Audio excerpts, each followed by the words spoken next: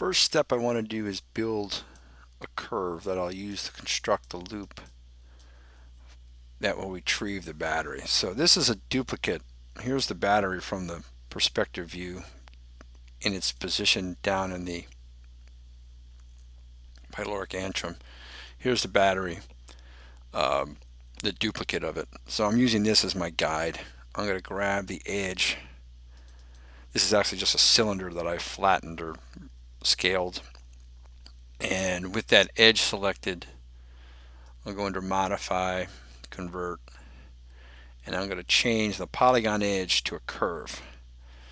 Now, in doing that, it made it a little bit bigger, which to me is fine, because logic would say if I'm going to get a loop or a snare around that battery, I'm going to have to start with a loop a little bit bigger and then scale it to tighten and grab the battery.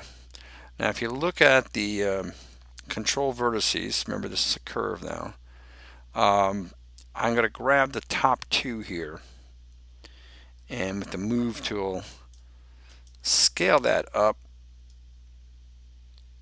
Maybe hold the X key and scale myself. And I want to kind of keep an eye on what's going on with this area that's flexible. I want to be big enough that I can get into the flexible area and then have enough to come out that I can reach the battery, because this tip is not going to be right next to the battery. There's going to be a portion of this loop is going to extend past the end of that tip. Alright, so that's pretty good. Now my problem is I need to modify this. I could try using the curve point and actually create curves, points, and then insert by hand points here. What I'm going to do instead, to try to make things a little faster, is I'm going to select the object, the curve, inside the modeling set under the curve window or curve menu. I'm going to go to the rebuild options, and I'm going to change the number of spans. That's going to be the number of the CVs you see to 16. Now when I say apply, you see my curve gets a little modification, but I now have plenty of points to use. I think I can actually take that point and delete it. Ooh, that wasn't a good idea, sorry.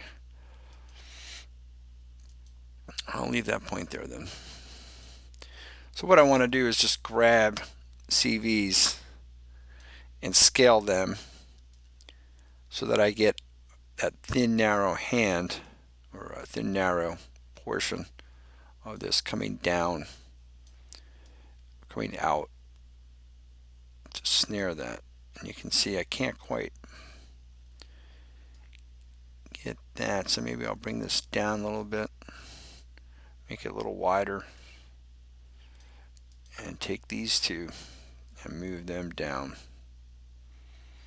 to kind of get a shape a little more that I want.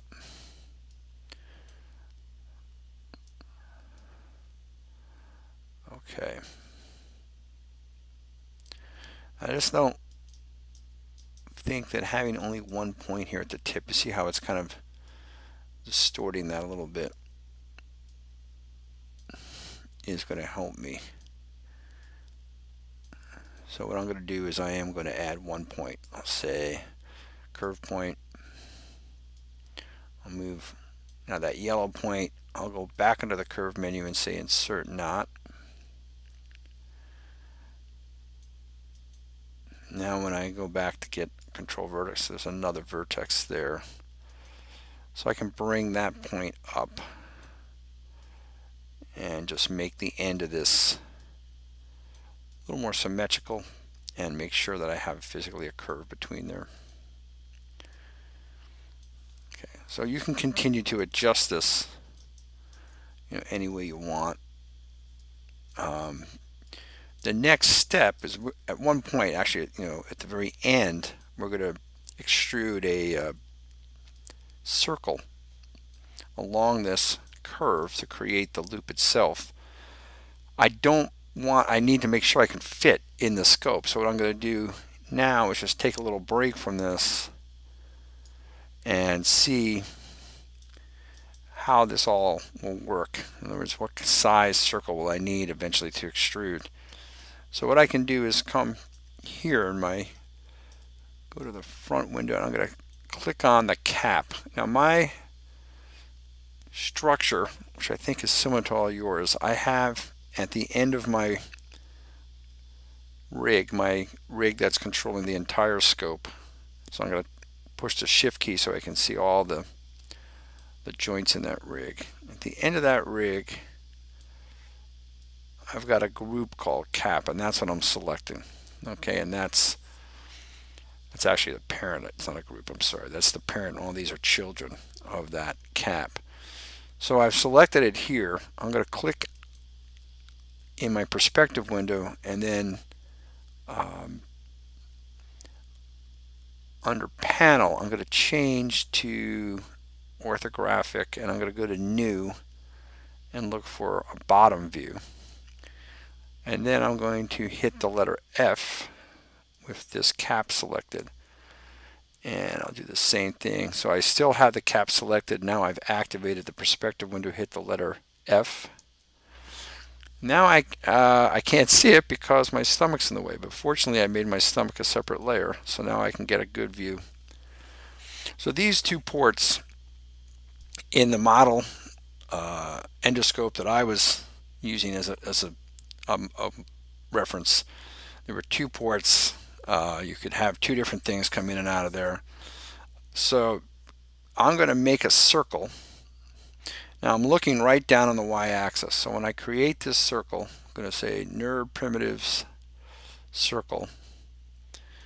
And I want to make sure the circle's at the y-axis, okay? And it's going to have a very small radius. So most of these values then are all the default values. So I can now scale this circle and move it closer to one of those ports, and then duplicate it and make sure that those two circles are big enough or at the right size to fit. So actually I can make them, just looks like I can make it just a little bigger.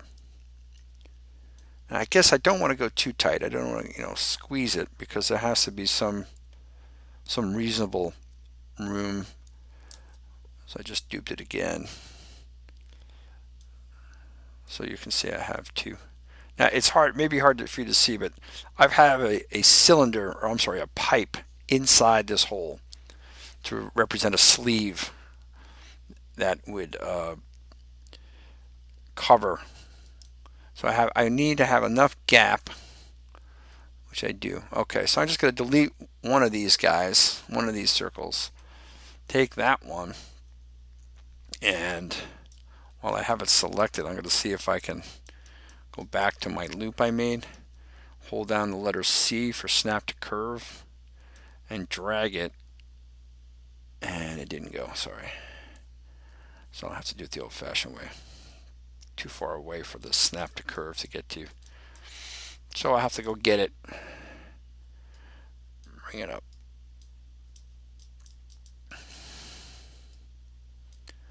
Alright, so now at a later point in the tape, what I'm going to do is snap that circle. One last step I want to do with the loop here, I just kind of remembered. I don't want the loop to be closed. So I'll go back to that object mode, and I'll create a curve. And I'm going to make sure the curve is linear, meaning it only will go in a straight line. And I'll drag it right across using the X key to snap its CVs. Okay, so now I've got that curve and the circle we just modified. Select the two, and under curves, I think what I can say is cut see is this little color change. It tells you, okay, now where these things have intersected, they've cut the curves. So I can go a little larger so you can see this better. So here's the one piece of the linear curve I made. I'm deleting it. There's a little piece in there I'm deleting, and then this is, so now I have the same curve except that it now has, it's now disconnected. So I can, if I want,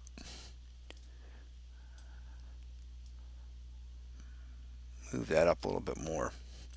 Now, one of the reasons I also rebuilt this curve is when I go to rig it, for the most part, it's not going to bend when it comes out from the scope. It's going to stay straight. I mean, there's no mechanism to bend the loop, but it does have to bend. It does have to stay very flexible inside the scope when the tip of the scope is moving around.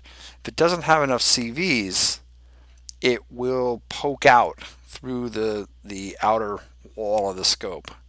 So I'm going to rebuild this one more time now that I have the shape I want. I'll get the object mode, go back up and say curve, rebuild, and so I'm going to change this, let's say to 24. Now it doesn't look like anything changed, but you can see now I have quite a few CVs, so when I do eventually rig this curve, it now has the flexibility it's going to need to conform with the modification or the curve of the flexible portion of the endoscope. That's all for this lesson.